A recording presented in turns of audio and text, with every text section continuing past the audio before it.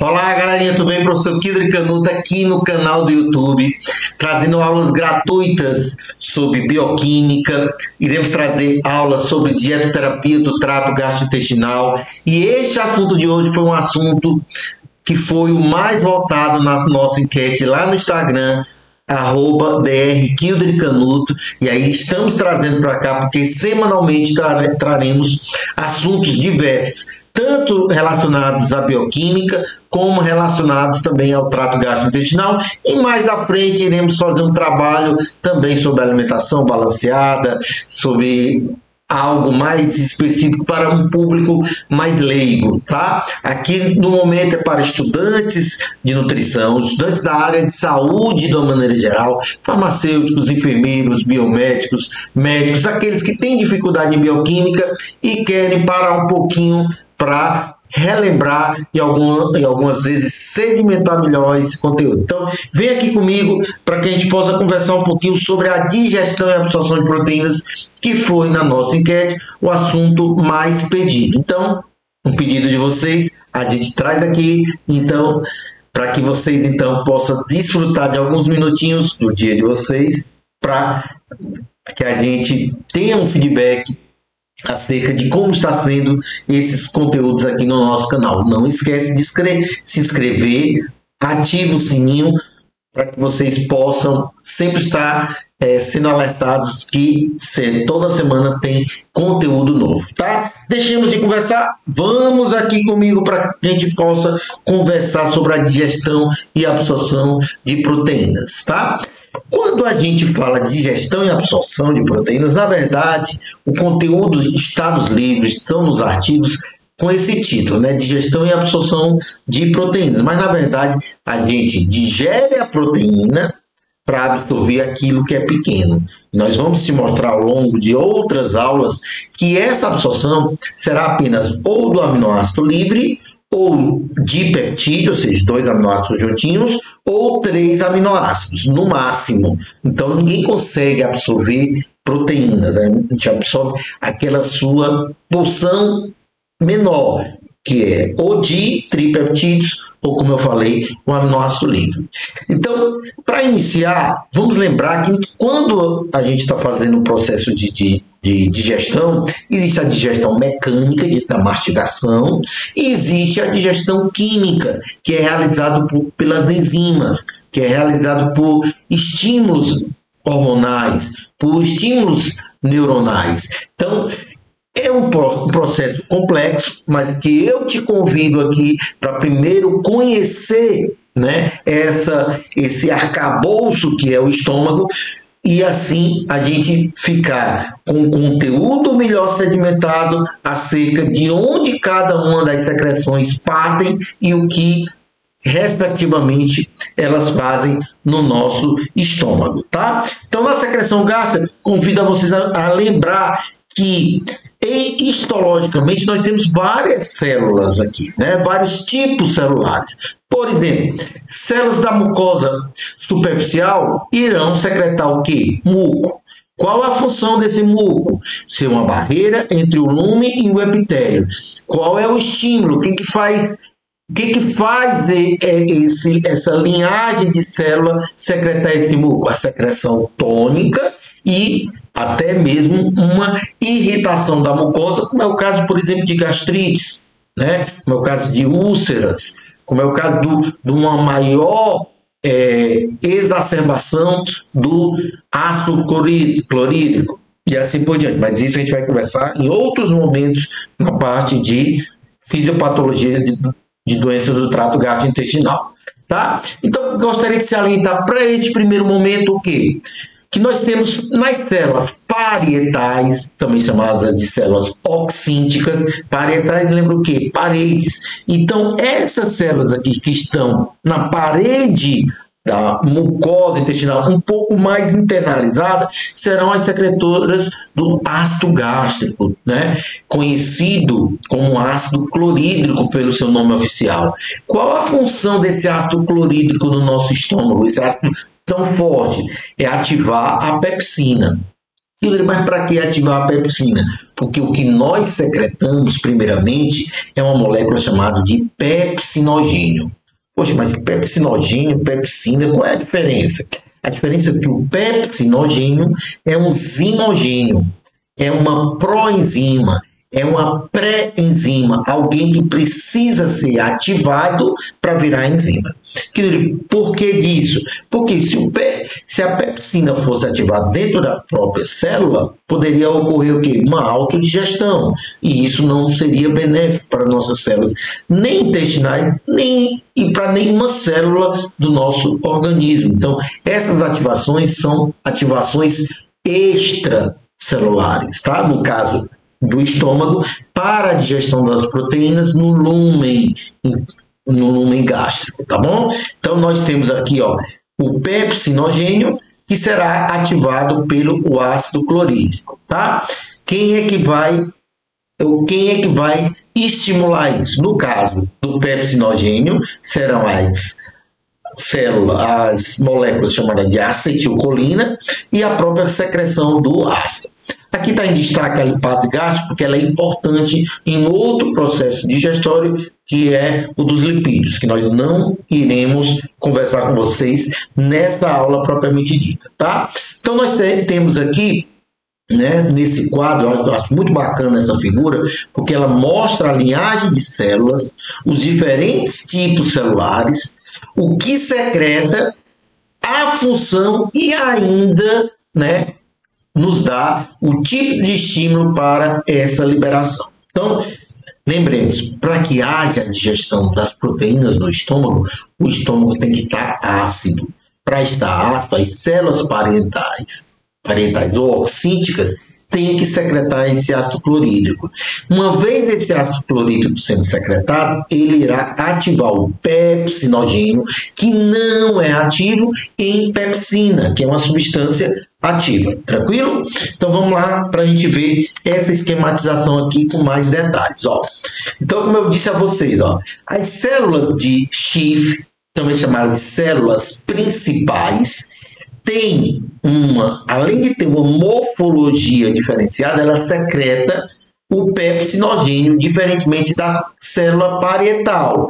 Ele secretará uma outra coisa importante que nós salientamos no slide anterior, que é justamente o HCl. Aqui, agora beleza. Então as células de Schiff, né, ou células principais, secretam a substância aqui no lumen intestinal para que o pepsinogênio seja ativado em pepsina. Tendo a enzima, sabe que a enzima tem ação catalítica, então essa pepsina vai pegar a proteína que vem da alimentação e degradar em partículas menores. O que seriam essas partículas menores? Peptídeos, ou seja, pequenas proteínas, às vezes aminoácidos livres também. Não é uma característica da pepsina quebrar a proteína e liberar muitos aminoácidos livres, porque essa pepsina aqui, ela tem uma especificidade em procurar a proteína e sair degradando aonde ela achar os aminoácidos de cadeia aromática, aqueles que nós conversamos com vocês no vídeo anterior, que está aqui também no YouTube, e que estamos conversando com bastante detalhamento lá no nosso curso da Química Bioquímica, parte 2, Metabolismo de Aminoácidos e Proteínas. Então, quando a gente conversa sobre isso aqui com vocês, nós estamos dizendo que essa pepsina irá quebrar em partículas menores. E aonde ela achar aminoácidos de cadeia aromática, lembrando, fenilalanina, triptofano e tirosina, ela irá degradar em partículas menores. E essas partículas menores serão os peptídeos. Então, o meio deve estar ácido, né? Meio ácido, para ativar essa pepsina. E como você estuda em enzimas, pepsina ela age exclusivamente em meios ácidos. Se você colocar a pepsina no meio neutro, ou seja, o pH de 7, ela não vai servir de nada. Se colocar a pepsina lá no meio levemente básico ou básico, ali, na primeira porção do intestino, não adianta, ela não vai servir de nada. Cada enzima, além de ter seu substrato específico, no caso aqui da pepsina, seu substrato específico é a proteína, ela age em pH ideal, em pH específico também. Então, vejam que a proteína vai quebrar em partículas menores, aonde encontrar os aminoácidos, cadeia aromática, e também onde encontrar, né, resíduos de leucina, e teremos então uma proteína menor. Não que todo o processo digestório aconteça em um percentual maior no estômago, não. Acaba sendo o intestino, em outro momento que nós conversaremos com vocês, o local onde mais enzima agirá, até porque tem um leque maior, esse leque maior vem lá do nosso amigo pâncreas, que se virá para degradar aquilo que não foi degradado neste primeiro momento no estômago. Né? Por que tu passou do esôfago? Porque o esôfago vai apenas proporcionar o alimento, né?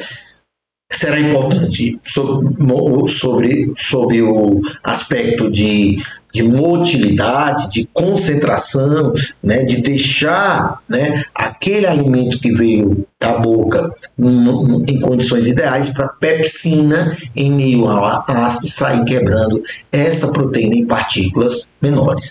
Temos também aqui o fator intrínseco, né, o fator intrínseco que também é liberado pelas células parietais, ou células Auxin, que eu gosto de colocar os dois nomes, embora o nome parietal é mais utilizado, para que esse fator intrínseco, em uma outra historinha, que é justamente pegar esse fator intrínseco, que é uma proteína, mas que o fator intrínseco é uma proteína. Sempre que vocês ouvirem na bioquímica, na fisiologia, né, a palavra, na imunologia, a palavra fator é, quimicamente falando, é uma proteína.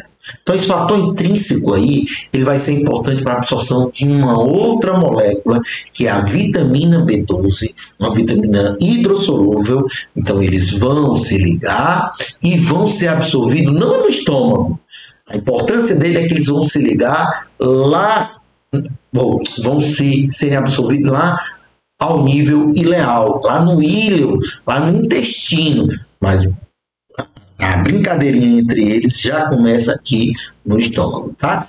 Então, em outro momento a gente vai conversar sobre isso, que é justamente por que os idosos, né, acabam tendo gastrite atrófica. Gastrite atrófica é uma patologia comum em alguns idosos por conta dessa menor participação da ligação fator intrínseco com vitamina B12, tá? Nós teremos momentos para conversar sobre isso, beleza? Então, o objetivo aqui é tentar fazer que vocês entendam que a pepsina é a enzima que age no estômago quebrando a proteína em partículas menores, tá bom? Então, vejamos que para que isso tudo ocorra, essa quebra-proteína, existem fenômenos celulares que precisam ser também explicados aqui a vocês. Ou seja, para que eu tenha o ácido clorídrico, ocorrerá também trocas catiônicas e aniônicas. Poxa, eu achava que estava tão simples. Mas para que a gente possa entender o metabolismo de forma detalhada, como a gente faz aqui para vocês e também no nosso curso, nós precisamos entender que há coisas importantes do ponto de vista químico, físico e biológico. E no caso aqui, do ponto de vista químico, observe o que vai acontecer dentro da célula do estômago. Tá? A água é degradada, né? Sofre um processo de hidrólise, liberando H+, e OH-. Esse OH- se juntará com CO2. Tá? Quando a hidroxila se junta com CO2, na presença de uma enzima muito importante na fisiologia, chamada anidrase carbônica, formará o bicarbonato. Tá? OH- com gás carbônico formará o íon bicarbonato. Esse íon bicarbonato sai para o líquido intersticial.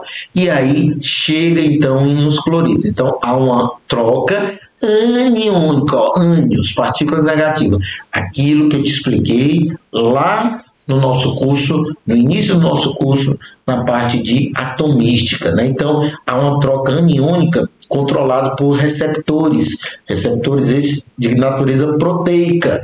Então, os íons cloretos se encaminham através da célula parietal para o lume intestinal e o nosso hidrogêniozinho aqui irá para o lume intestinal para formar o HCl, por uma troca agora catiônica. Com quem? Com íons potássios. Então, os íons potássio adentram a célula.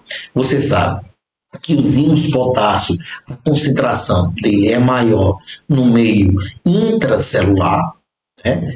E aí, então, o potássio, quando ele entra aqui, ele vai entrar através, né? Lembrando, nós temos mais intracelular, aquele bisuzinho, né? Temos mais potássio preso do que livre, né? Potássio preso. Temos mais sódio solto, ou seja, extracelular, do que sódio intracelular.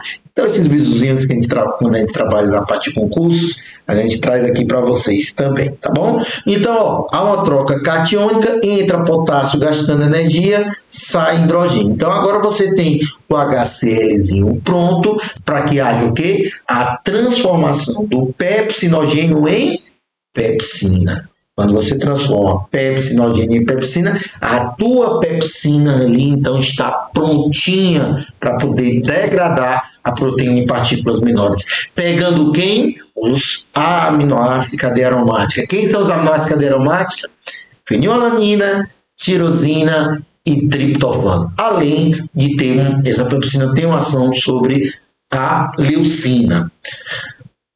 Somente isso é suficiente? Não. Para a gente fechar a nossa aula aqui sobre a digestão e absorção das proteínas, parte 1, porque eu estou falando apenas aqui do estômago, quero que vocês lembrem que existem esses estímulos, tanto hormonais como de neurotransmissores. Então, para essa secreção, ou seja, para toda essa maquinaria funcionar bem, eu preciso do hormônio gastrina, que lá naquele teu primeiro quadro, né, é secretado por células chamadas células G. Então, a gastrina é o hormônio que estimulará essa célulazinha aqui, ó, que é essa mesma, para liberar ácido clorídrico. Só ela? Não. Temos também a histamina, ou seja, receptores estaminérgicos também são responsáveis por a liberação de ácido clorídrico.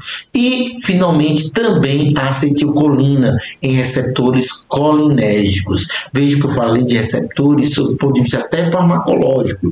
Então, para que tudo isso possa ocorrer, tem que haver uma boa sintonia de todas essas moléculas. Vejamos que aqui, ó, a gastrina, ó, vem das células G, né?